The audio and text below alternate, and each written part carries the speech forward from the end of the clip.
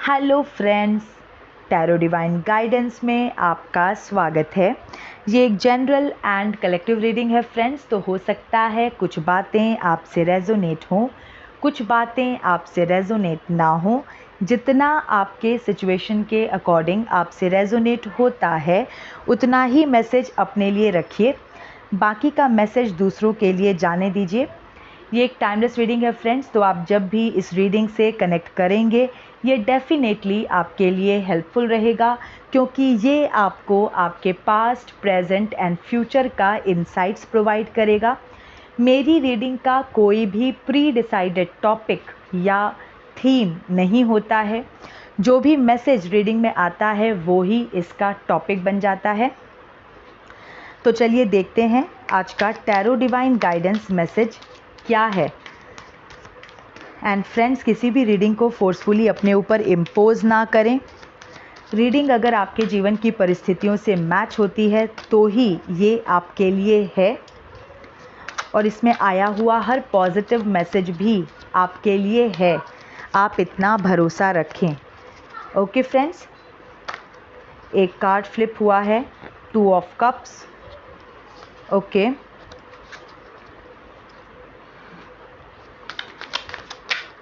एक और card flip हुआ है, S of cups. Okay, 2 of cups, एक उसके बाद एस ऑफ कप्स। ओके, एक और कार्ड चाहिए मुझको।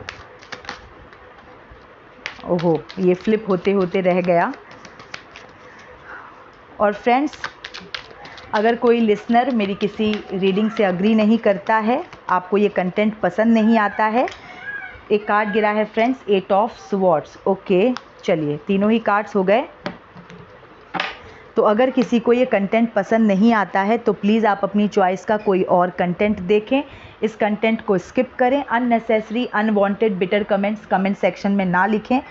ऐसे कमेंट्स डायरेक्टली मेरे चैनल से ब्लॉक होते हैं, तो आप अपने पसंद का कोई और कंटेंट देखें। ओके, अगर आपको ये कंटेंट पसंद नहीं आता है तो ओके। और मेरे लविंग लिसनर्स, जिन्हें मेरी रीडिंग समझ में आती हैं और जिन्हें मेरी रीडिंग्स पसंद भी आती हैं, ओके देखते हैं उनके लिए क्या मैसेज निकलता है। तो कार्ड्स ऑलरेडी रीडिंग में आ चुके हैं, 2 of cups, S of cups and 8 of swords. देखिए 90% ये कपल की स्टोरी लग रही है, 90%। ओके, एक रोमांटिक रिलेशनशिप हो सकता है, मैरिज हो सकती है, क्योंकि 2 ऑफ कप्स का कार्ड है। ठीक है, तो रोमांटिक रिलेशनशिप होने के ज़्यादा चांसेस हैं। वैसे 10% आप देख लीजिए कि अगर रीडिंग आपसे मैच होती है, आगे की बातें अगर आपसे मैच हो रही है, तो फिर ये पर्सन कौन है, इसको सुनने के बाद, इस रीडिंग की बातों को सुनने के बाद आपके माइंड में कौन आ रहा है, फिर ये वही व्यक्ति है। वैसे 90% ये मुझे एक कपल लग रहा है, क्योंकि 2 ऑफ कप्स का कार्ड है, मेल फीमेल। तो ये मुझे एक कपल लग रहा है, एक जोड़ा लग रहा है।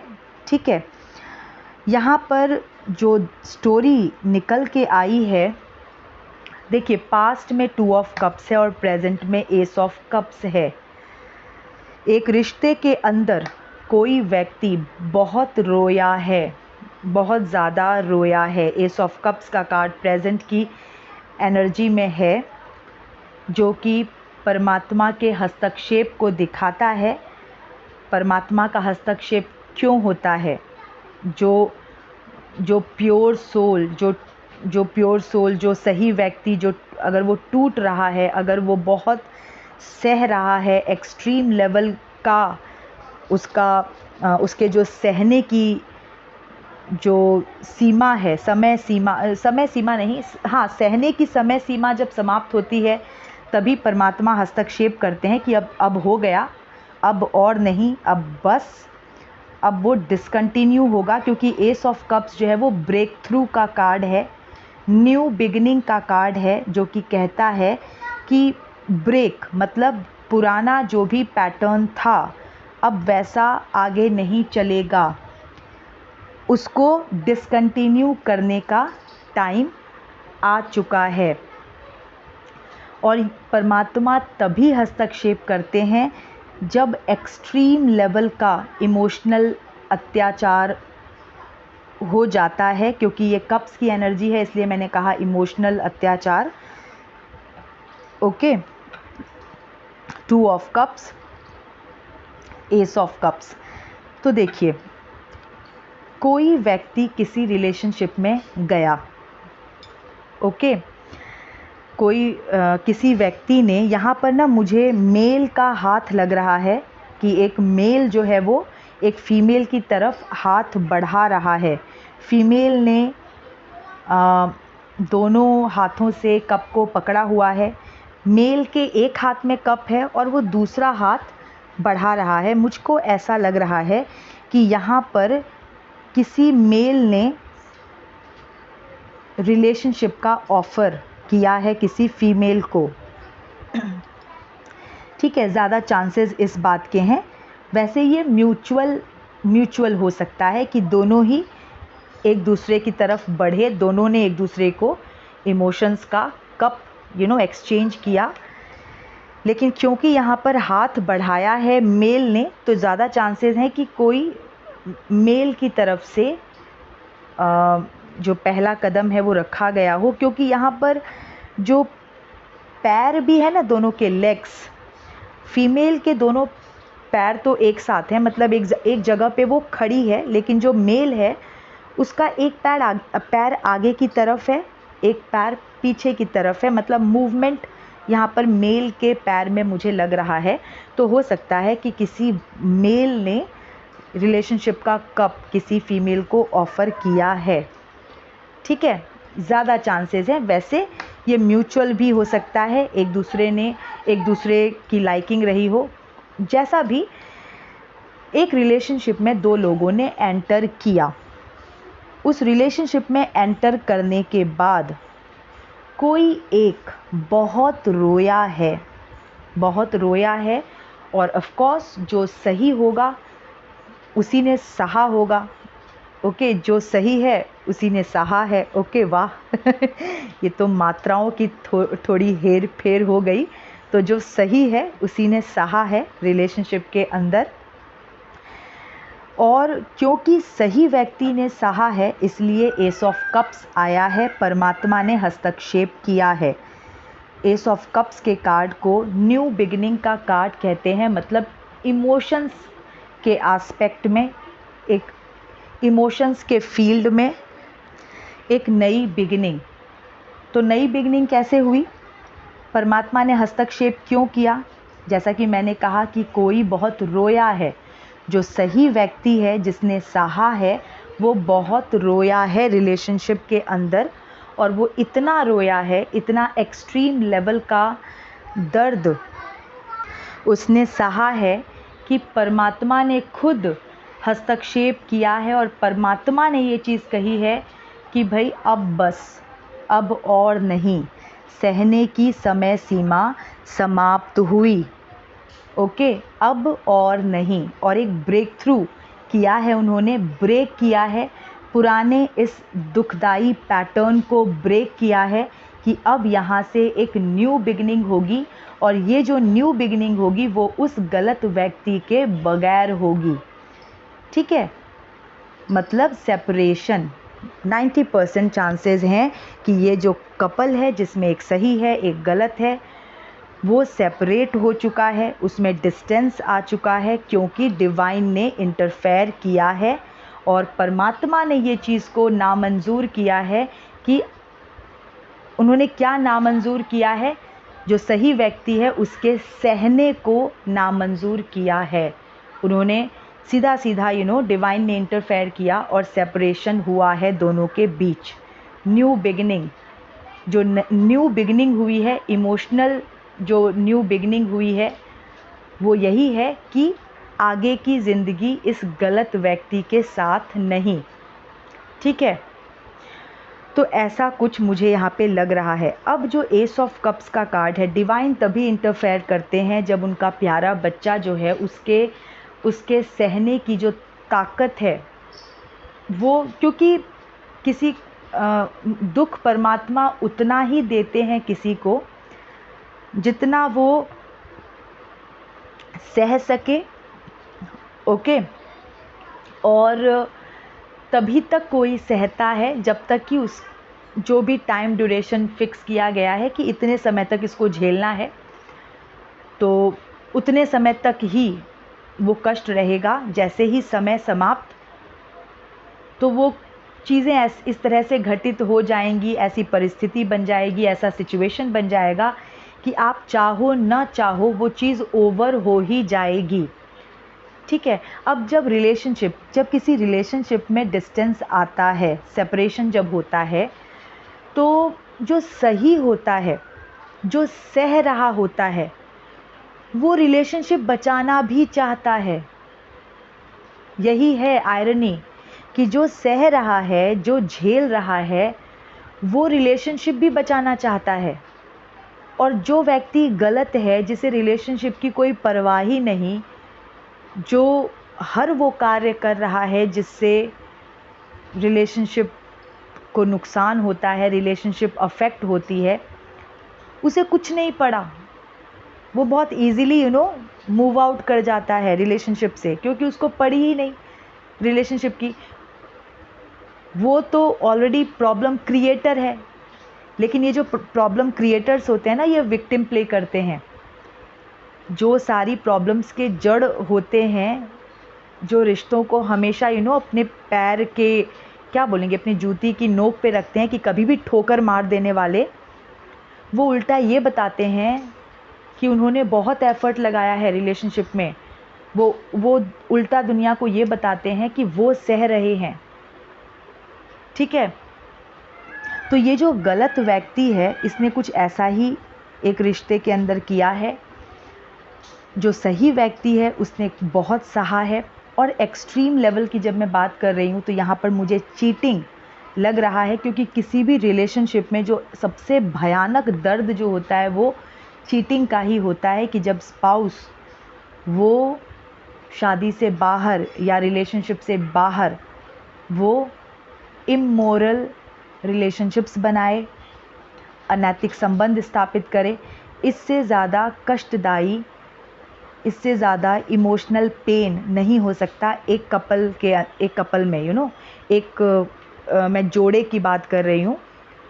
तो ये एक्सट्रीम लेवल का पेन होता है जब उनको धोखा मिलता है रिलेशनशिप में, उस रिलेशनशिप में जिसे वो अपना सब कुछ समझ के, जिस रिलेशनशिप के अंदर वो आए थे, ठीक है। हम अपने समाज में अगर देखें तो शादी के बाद जो हस्बैंड वाइफ होते हैं, मेल फीमेल, मतलब अगर किसी स्पाउस जिसने भी सहा है, जो मेल भी हो सकता है, फीमेल भी हो सकता है किसी का हस्बैंड चीट हो सकता है किसी की वाइफ चीट हो, तो वो जैसा भी, तो जब कोई रिलेशनशिप में आता है ना जो सही व्यक्ति, वो यही सोच के आता है कि बस अब मतलब this is for life time, okay. वो सेटल होने के लिए आता है।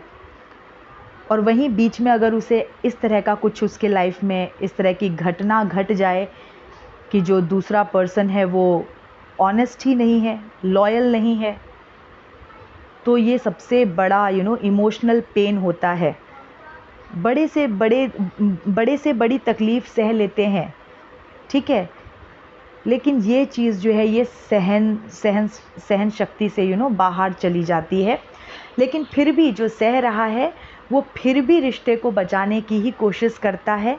लेकिन जो ऑलरेडी बिगड़ा हुआ है, जो व्यक्ति गलत है, जिसकी सोच ही गलत है, जो रिलेशनशिप को कुछ वैल्यू दे ही नहीं रहा, कब तक ऐसा रिश्ता चल पाएगा? अगर एक ही व्यक्ति एफर्ट लगाता जाए रिलेशनशिप को वर्क कराने के लिए, रिलेशनशिप बचाने के लिए, वो रिश्ता नहीं बच सकता। अगर एक ही व्यक्ति एफर्ट लगाता रहे, कोई भी रिलेशनशिप तभी सस्टेन करेगा जब दोनों की नीयत हो उसको सस्टेन करने की, राइट। तो यहाँ पर मुझे ऐसा ही कुछ केस लग रहा है। पास्ट की एनर्जी में आया है 2 ऑफ कप्स, यानी कि किसी रिश्ते की शुरुआत हुई। ज़्यादा चांसेस हैं कि ये कपल होंगे ये लोग, ठीक है। ये एक मैरिड कपल हो सकता है, किसी तरह का रोमांटिक रिलेशनशिप हो सकता है। तो बेसिकली मैं एक मेल फीमेल वाले रिलेशनशिप की बात कर रही हूँ, जोड़े की बात कर रही हूँ, ठीक है, रोमांटिक रिलेशनशिप की बात कर रही हूँ। 10% आप देख लीजिए कि आपके लाइफ में कौन धोखेबाज है, ठीक है। ज़्यादा चांसेस मैं एक कपल की बात कर रही हूँ। प्रेजेंट में एस ऑफ कप्स का कार्ड है, जहाँ पर कि बहुत ज़्यादा दुख मुझे दिख रहा है, बहुत इमोशनल पेन मुझको दिख रहा है। परमात्मा ने एक अलग ही फरमान सुना दिया है, एक अलग ही क्या बोलते हैं उसको, उनका मीन्स परमात्मा का एक अलग ही, मुझे वो वर्ड नहीं याद आ रहा, कि उन्होंने अपना एक अलग ऑर्डर सुना दिया है कि बस यहाँ से तुम्हें अकेले चलना है। ओके, उन्होंने इंटरफेयर किया है कि अब इस गलत व्यक्ति के साथ नहीं। तो ये एक न्यू बिगिनिंग हुई है। और क्योंकि एस ऑफ कप्स एक डिवाइन कार्ड है, इसमें डिवाइन की प्रेजेंस है, ये डिवाइन हैंड्स के ऊपर ये कप है, इसके ऊपर जो होली साइन क्रॉस का वो बना हुआ है। ओके, और ये डिवाइन बर्ड जो एक स्फिनिक्स एक बर्ड होता है, स्फिनिक्स, आई थिंक इसको स्फिनिक्स ही बोलते हैं। तो ये भी किसी एक तरह का डिवाइन है, ये भी कुछ डिवाइन कॉन्सेप्ट है, डिवाइन बर्ड है, उसकी पिक्चर भी बनी है। और पूरा वाटर ही वाटर है, ठीक है, कार्ड के अंदर। तो मतलब ये कोई बहुत रोया और परमात्मा का सपोर्ट उसके लिए निकल के आया है। परमात्मा ने उसके इमोशंस को संभालने की कोशिश की है। मुझे लगता है कि जिन्होंने भी ये धोखा खाया है वो बहुत ही स्ट्रॉन्ग होके उन्होंने इसको सहा होगा। सहा होगा से मतलब है, सहा तो है ही उन्होंने, लेकिन उन्होंने अपने आप को जैसे इस दुख के बाद वो गिरे, उनके गलत पार्टनर ने उनको गिरा दिया, तो बहुत ही स्ट्रॉन्गली वो फिर से उठ के खड़े हुए हैं। एक स्ट्रॉन्ग पर्सनालिटी उनकी बन गई है, मीन्स सॉफ्टनेस। वो बहुत सॉफ्ट थे, तो उनको चोट लगी, तो वो चोट खा के काफ़ी स्ट्रॉन्ग हो गए होंगे, इस तरह का। तो बिल्कुल डिवाइन ने आपको मजबूत बनाया है, डिवाइन ने आपको फिर से मजबूती से उठ खड़े होने के लिए उन्होंने आपको सपोर्ट दिया है। तो मुझे ऐसा लग रहा है कि 90% चांसेस हैं कि अभी ये जो लोग हैं ये सेपरेट हो चुके होंगे, क्योंकि डिवाइन ने ही ये सुना दिया कि ये कंटिन्यू नहीं हो सकता। मुझे सेपरेशन लग रहा है ज़्यादा चांस, बाकी आप लोग देख लीजिए, हो सकता है कि दूरी इनके बीच आ चुकी हो। अब देखिए, क्योंकि डिवाइन इंटरवेंशन है तो फ्यूचर में जो भी होगा वो एक तरह का न्याय ही होगा, ठीक है। परमात्मा तो सब कुछ देख रहे हैं। 8 ऑफ स्वॉर्ड्स का कार्ड आया है फ्यूचर की एनर्जी में, और ये उसके लिए है जो व्यक्ति रिश्ते में गलत निकला, ठीक है। परमात्मा का न्याय ऐसा ही होता है, वो हालातों से मारते हैं, वो सिचुएशंस की मार मारते हैं। ऐसे ऐसे सिचुएशंस क्रिएट हो जाता है रॉन्ग डूअर्स की लाइफ में, और वो रिज़ल्ट होता है उन्हीं के कुकर्मों का, ठीक है। यहाँ पर मैं वही कहूँगी, परमात्मा किसी को सुख या दुख नहीं देते। परमात्मा तो एक वो इनविजिबल ताकत हैं जो पूरी दुनिया रन कर रही है, हमारे अंदर हैं। हम परमात्मा में हैं, परमात्मा हमारे अंदर हैं, तो सब कुछ परमात्मा में है, आप ये समझिए।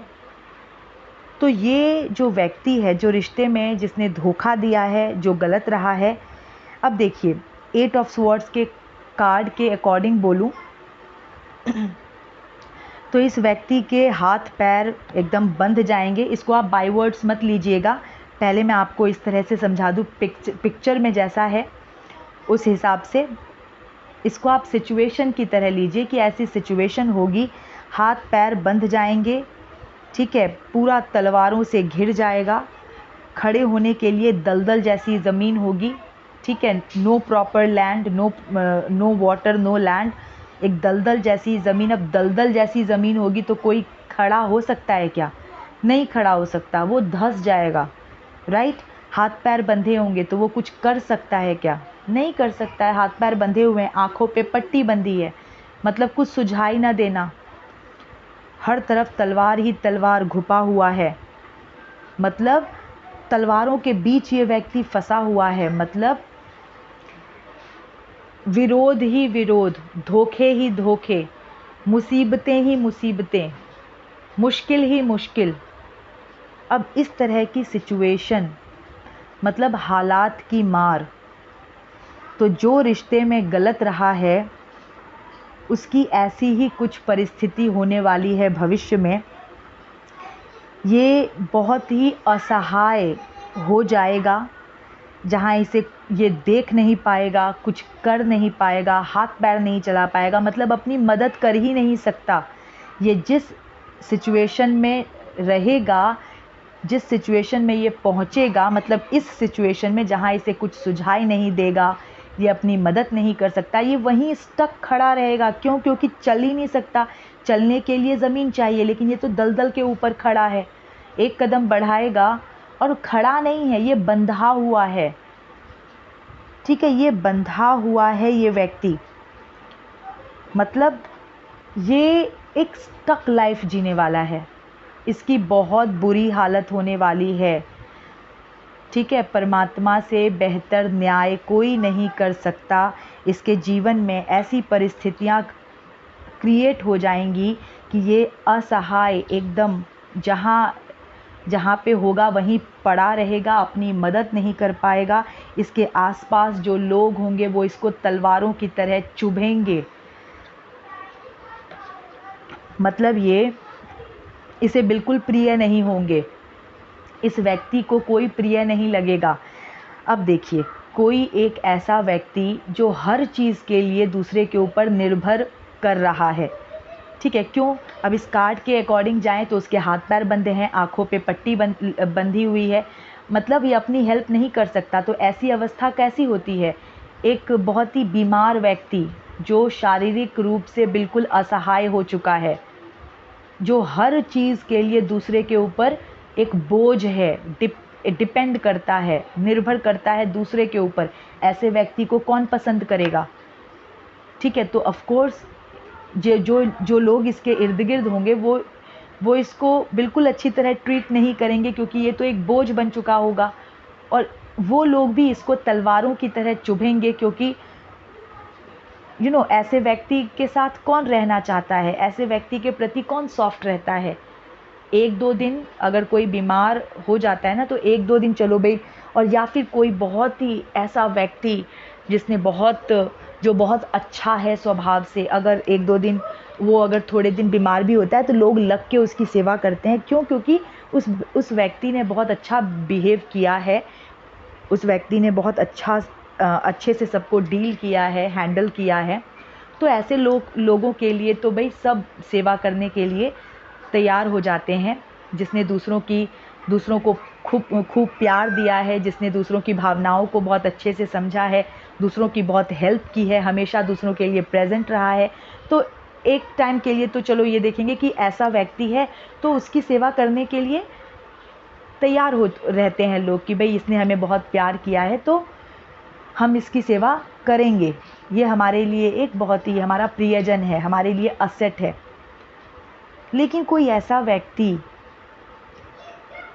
जिसका स्वभाव ही नकारात्मक है, जो स्वार्थी रहा है, झूठा रहा है, जिसके लिए सिर्फ अपनी खुशी, अपना ऐशो आराम, जिसके लिए सिर्फ और सिर्फ उसकी पसंद नापसंद इम्पॉर्टेंट है, दुनिया जाए भाड़ में, ऐसे व्यक्ति के लिए कौन सपोर्ट के लिए खड़ा रहेगा जब वो एक असहाय अवस्था में पड़ा रहेगा? ज़्यादा से ज़्यादा एक दिन दो दिन, उसके बाद तो बोझ ही बन जाएगा। तो इस व्यक्ति की जो हालत है, इसको परमात्मा एक हालात की मार मारेंगे। ये व्यक्ति बहुत ही असहाय पड़ा रहेगा, स्टक रहेगा, ये हिल भी नहीं पाएगा अपने आप से, क्योंकि ये स्टक रहने की ही एनर्जी है। ओके, एक कमेंट यहाँ पर मुझे याद आ रहा है, नाम मैं भूल रही हूँ, लेकिन कमेंट में उन्होंने लिखा है कि जब नेक्स्ट बर्थ में जस्टिस मिलेगा तो हमें तो याद नहीं रहेगा, तो और जिस बर्थ में धोखा खाया है उस बर्थ में तो हम देख रहे हैं कि उसको सज़ा नहीं मिल रही, तो सोल तो दुखी होगी ही, और नेक्स्ट बर्थ में जब उसको सज़ा मिलेगी, जब जस्टिस मिलेगा, तब हमें कुछ याद नहीं रहेगा। ओके तो मैं कहती हूँ कि आप क्यों याद रखना चाहती हैं या चाहते हैं, जो भी है, मुझे नाम याद नहीं आ रहा, मत याद रखिए, अपने मन के तार मत कनेक्टेड रखिए, क्योंकि ऐसा करने से आप अपने आप को आगे भी आप दुखी करेंगी, दुखी बनाएंगी या बनाएंगे। आई एम नॉट श्योर कि नाम क्या है, तो मैं एज अ फीमेल बोल रही हूँ, मुझे लग रहा है कि शायद वो कोई फीमेल ही है नाम, लेकिन मुझे नाम याद नहीं आ रहा, आई एम सो सॉरी। तो जनरली हम बात करते हैं कि हम क्यों याद रखना चाहते हैं कि किसने हमको दुख दिया, दर्द दिया। ठीक है, उनका क्वेश्चन ये था कि अगले जन्म में जब जस्टिस मिलेगा तो हमें कुछ याद नहीं रहेगा, इस तरह से। तो जस्टिस तो मिलेगा ही, जस्टिस तो होना ही होना है, क्योंकि ब्रह्मांड को प्योरिटी ही पसंद है। कोई कुछ भी इम्प्योर ब्रह्मांड जो है वो बिल्कुल वो एकदम वापस भेजता है डूअर की तरफ, जिसने किया है। तो बिल्कुल जस्टिस तो होगा ही, जिसने जो गलत कर्म किया है उसको सज़ा तो मिलेगी ही, ठीक है। और याद तो उसको भी नहीं रहेगा जिसने कुकर्म किया है पास्ट लाइफ टाइम में, उसे भी अगले लाइफ टाइम में याद नहीं रहेगा कि उसको किस बात की सज़ा मिली, या उसको उसके जीवन में वो संघर्ष क्यों आया या क्यों आ रहा है, या वो जो परेशानी झेल रहा है वो क्यों झेल रहा है, ठीक है ना। उसको याद रहेगा ना आपको याद रहेगा कि उसने आपको क्या दुख दिया था। अगर आप अपने मन के तार आप इसी जन्म में डिस्कनेक्ट कर लेते हैं तो आप उसके साथ संपर्क में भी नहीं आओगे आगे, और वो अपना भोगेगा, जो उसके कर्मों का कुकर्मों का फल है वो भोगेगा, आप अपना मस्त अपनी लाइफ जियोगे। लेकिन अगर आप उससे कनेक्टेड रखोगे अपने आप को, तो फिर क्या होगा ना कि आप भी उसकी लाइफ, आप फिर से उससे कनेक्टेड हो जाओगे, और क्योंकि आपने एक नेगेटिव थॉट डाला है यूनिवर्स के अंदर, तो आप दोनों कनेक्टेड हो जाओगे, और जब वो जब सफ़र कर रहा होगा वो व्यक्ति, तो किसी न किसी रूप में आप भी सफ़र करोगे उसकी सफरिंग्स की वजह से, ये लॉ है। तो बिल्कुल आप कोई भी नेगेटिव एनर्जी चाहे सोच के, चाहे बोल के, चाहे कर के, आप यूनिवर्स में रिलीज़ करें ही ना, अपने आप को एकदम डिस्कनेक्ट करें, कॉर्ड कटिंग करें। जस्टिस तो होना ही है, चाहे आपको याद रहे चाहे ना रहे, जस्टिस तो होके ही रहेगा, जस्टिस तो होना ही है। उसको हम सभी को हमारे कर्मों का फल अच्छा या बुरा भोगना ही है। देखिए, सबसे बड़ी दो चीज़ें हैं जो हमें हमेशा ध्यान रखना चाहिए। एक तो ये कि हमें हमेशा अपने कर्मों के प्रति बहुत सतर्क रहना चाहिए, ठीक है। मन से, वचन से और कर्म से, हम कर के मतलब एक्शंस से, ठीक है। तो हम कुछ भी नेगेटिव ना करें, यूनिवर्स के अंदर कोई भी नेगेटिव एनर्जी रिलीज़ ना करें कि आगे हमें सफ़र करना पड़े किसी न किसी रूप में। एक बात तो ये हो गई। दूसरी बात जो मैं बिलीव करती हूँ, आप लोगों के साथ शेयर करना चाहती हूँ, मुझे पूरा भरोसा है परमात्मा के ऊपर, परमात्मा के न्याय पर। परमात्मा कभी भी किसी के साथ अन्याय नहीं कर सकते। जैसा हम अपने बच्चों के बारे में सोचते हैं, वैसा ही परमात्मा हमारे लिए सोचते हैं। जैसे हम अपने बच्चों के प्रति कितने प्रोटेक्टिव हैं। कोई अगर हमारे बच्चों को दुख देने का प्रयास भी करे, या दुख देने के बारे में सोचे भी, या किसी न किसी तरह से अगर कोई दुख देता है, हम बर्दाश्त नहीं कर सकते, ठीक है। बीइंग अ पेरेंट हम बर्दाश्त नहीं कर सकते। तो जैसे हम तो मनुष्य हैं, फिर भी हम अपने बच्चों के लिए इतने ज़्यादा प्रोटेक्टिव हैं, एकदम शेर की तरह हम लड़ जाते हैं, तो परमात्मा जिनकी ये दुनिया है, हम सभी उन्हीं के बच्चे हैं। वो कैसे हमारे प्रति हुए किसी भी अन्याय को वो कैसे सह सकते हैं? मैं तो इस तरह से देखती हूँ, जैसे हम अपने बच्चों के प्रति मतलब हमारी ये फीलिंग होती है कि कोई छेड़ नहीं सकता, कोई छू नहीं सकता मेरे बच्चों को। इस तरह से हम सोचते हैं, कोई किसी की मजाल है कोई हमारे बच्चों को कुछ कहे। तो हम मनुष्य होके हम एज अ पेरेंट हम ऐसा सोचते हैं कि मेरे बच्चों को कोई कुछ कहेगा मैं बर्दाश्त नहीं कर सकती, या हम सभी ऐसा सोचते हैं अपने अपने बच्चों के लिए कि कोई छू के देखे मेरे बच्चों को, कोई उनका अहित करने का सोचेगा भी तो हम छोड़ेंगे नहीं उस व्यक्ति को। ठीक है, तो परमात्मा वो भी अगर हमारे प्रति, हम उनके बच्चे हैं, तो अगर हमारे प्रति कोई अन्याय करेगा, मुझे पूरा भरोसा है कि परमात्मा भी उसे छोड़ेंगे नहीं, क्योंकि हम उनके बच्चे हैं, हम उनके प्रिय बच्चे हैं। तो जैसे हम अपने बच्चों के लिए सोचते हैं, हम अपने बच्चों से प्यार करते हैं, वैसे ही परमात्मा भी अपने बच्चों से प्यार करते हैं। और कोई परमात्मा के बच्चे को छेड़ दे, कोई परमात्मा के बच्चे को नुकसान पहुंचाए और परमात्मा चुप रह जाएंगे क्या? हो ही नहीं सकता। तो जस्टिस तो होगा ही। हम सभी परमात्मा के बच्चे हैं।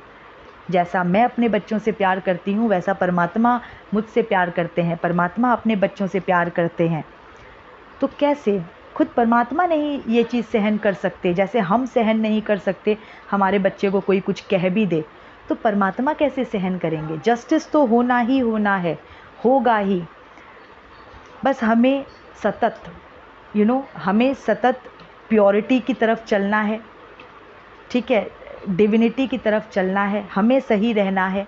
और हमें मन से, वचन से और कर्म से हमें कुछ भी नकारात्मक इस यूनिवर्स में, इस ब्रह्मांड में नहीं रिलीज़ करना है, क्योंकि जो एनर्जी हम रिलीज़ करेंगे वो हमारे पास वापस आएगी ही आएगी। अच्छी एनर्जी रिलीज़ करेंगे, अच्छे कर्म के थ्रू, अच्छी थॉट्स के थ्रू, ठीक है, अच्छी स्पीच के थ्रू, कुछ बोल के हम अच्छा कर रहे हैं, तो वो भी हमारे पास वापस आएगा। और वो भी इसका अनंत गुना बढ़ के वापस आएगा। हम जितना दे रहे हैं ना, ब्रह्मांड बहुत दयालु है। ब्रह्मांड हर चीज़ को बड़ा करके करके देता है। आप थोड़ा सा अच्छा डीड्स कीजिए, आपको उसका जो अच्छा परिणाम है वो बहुत बड़ा करके मिलेगा। आप किसी को थोड़ी हेल्प कर दीजिए, उसका पुण्य आपके जीवन में जो ऐड होगा वो बहुत बड़ा करके ब्रह्मांड देंगे। उसी तरह से अगर आप कोई गलत डीड, कोई गलत एक्शन अगर आप ब्रह्मांड में करते हैं, तो फिर वो भी बहुत बड़ा होके ही आपकी तरफ रिटर्न होगा। तो दो चीज़ें हमेशा हमको ध्यान रखनी है। एक तो ये कि मन से, वचन से और कर्म से हम कुछ भी नेगेटिव ना डालें यूनिवर्स में, क्योंकि अगर हम यूनिवर्स में वो चीज़ डालेंगे तो वो हमारे पास रिटर्न आएगी ही आएगी। तो इसीलिए आप एक तो एकदम क्वाड कटिंग कर लीजिए। बिल्कुल आप मत याद रखने, आप याद ही मत कीजिए ना क्या घटित हुआ, आपको जस्टिस मिलेगा, जस्टिस तो होना ही है। और दूसरी बात ये याद रखिए कि जैसा मैं अपने बच्चों के लिए सोचती हूँ, वैसे ही परमात्मा हमारे लिए सोचते हैं। मतलब जैसा हम अपने बच्चों के लिए सोचते हैं, जैसा हम अपने बच्चों के लिए फील करते हैं, जैसा हम फील करते हैं कि कोई हमारे बच्चे को छू नहीं सकता, हमारे बच्चे को कोई कुछ कह नहीं सकता, तो परमात्मा, हम परमात्मा के बच्चे हैं। हमारे साथ कोई अगर अन्याय कर दे, वो कैसे बच जाएगा? बच ही नहीं सकता। तो जस्टिस तो होगा ही। आप बस अपने जीवन पे, अपने जीवन को बेहतर बनाने का आप उस पर आप फोकस कीजिए, आप उस पर अपना अटेंशन रखिए, नेगेटिव चीज़ों पे अटेंशन मत रखिए। जस्टिस आपको मिलेगा, फॉर श्योर जस्टिस होगा ही। हर रीडिंग में मैसेज यही निकल के आता है। अभी भी देखिए, 2 ऑफ कप्स के बाद एस ऑफ कप्स आया, एस ऑफ कप्स के बाद 8 ऑफ स्वॉर्ड्स आया। मैंने क्यों बोला कि यहाँ पर 8 ऑफ स्वॉर्ड्स उसकी दुर्गति होगी। ये दुर्गति उसकी है जिसने रिलेशनशिप में चीट किया है, जिसने दुख दिया है। क्यों? क्योंकि एस ऑफ कप्स का कार्ड है, परमात्मा का हस्तक्षेप हुआ है बीच में। परमात्मा गलत कैसे कर सकते हैं? नहीं कर सकते। मुझे तो यही भरोसा रहता है कि जैसे मैं अपने बच्चे से प्यार करती हूँ वैसे परमात्मा मुझसे प्यार करते हैं। तो जैसे मैं अपने बच्चों के बारे में सोचती हूँ कि भाई कोई उन्हें छू नहीं सकता, कोई उन्हें कुछ कह नहीं सकता, राइट, जैसा हम अपने बच्चों के लिए सोचते हैं, तो वैसे ही परमात्मा, कोई हमारे साथ गलत करे, हमारे साथ अन्याय करे, परमात्मा सहेंगे क्या? परमात्मा छोड़ देंगे क्या? उनसे बड़ी माँ कौन है? है ना, उनसे बड़ा पिता कौन है? नहीं छोड़, वो नहीं बचेगा जो हमारे प्रति अन्याय करेगा। तो हमें परमात्मा का प्रिय बच्चा बनना है बस, ठीक है। तो ये मैसेज निकल के आया है मेरे लविंग लिसनर्स के लिए। अब टाइम है मेरे लविंग लिसनर्स के मैसेजेस को पढ़ने का। तो बहुत अच्छे, बहुत प्यार भरे मैसेजेस आए मुझे कल। ये लिखा है इनफाइनाइट लव फॉर अर्थ, ठीक है, नाम मुझे नहीं पता, आईडी में इनके यही लिखा हुआ है इनफाइनाइट लव फॉर अर्थ। और इन्होंने लिखा है, ma'am you are the true reader, you have clarity and impressive voice, your explanation about result of karma is impressive, I am enlightened, thank you, God bless you. Thank you, आप जो भी हैं, आपका नाम, तो आपको थैंक यू सो मच इतना प्यार भरा कमेंट करने के लिए। वंदना सिंह जी कहती हैं, आपने सत्य बोला दीदी, आप बहुत अच्छा बोलती हैं। थैंक यू वंदना जी, एक तो आपने मुझे दीदी कह के पुकारा, थैंक यू सो मच। ये मुझे बहुत अच्छा लगता है जब मुझे कोई दीदी, सिस्टर, बेटा ऐसे कह के संबोधित करता है, तो थैंक यू वंदना जी। भुवन जी लिखते हैं, आप जो भी हैं दीदी, आपको दिल से शत शत नमन। थैंक यू भुवन जी। राधे कृष्णा जी लिखती हैं, ये अर्चना जी हैं, इनका नाम मुझको पता है। तो अर्चना जी लिखती हैं, आपको कोटि कोटि नमन, आपकी सारी बातें बहुत अच्छी लगी, आपकी कही हुई एक एक बात मुझसे मैच हो रही है। Thank you ma'am. Thank you Archana ji. Lakshmi Vishwas ji कहती हैं, थैंक यू मैम, हमें कर्मा का ज्ञान देने के लिए, thank you so much. Thank you Lakshmi ji. और ये सबसे प्यारा आशीर्वाद जो मुझे अनोखा मूर्ति जी ने दिया है, ये लिखती हैं, परमात्मा आपको इतनी खुशियाँ दे जो कभी ख़त्म ही ना हो, मेरी पवित्र सोल को जो बहुत अच्छा बोलती है। थैंक यू अनोखा मूर्ति जी, थैंक यू सो मच। इतने प्यारे प्यारे कमेंट्स आप लोग करते हैं, तो बिल्कुल ये कमेंट्स नहीं, मेरे लिए अवार्ड्स हैं।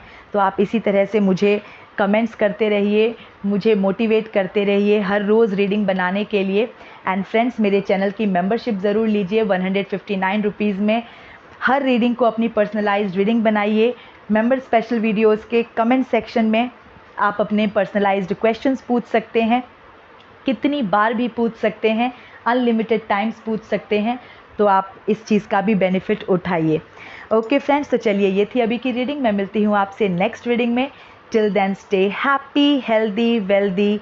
God bless you.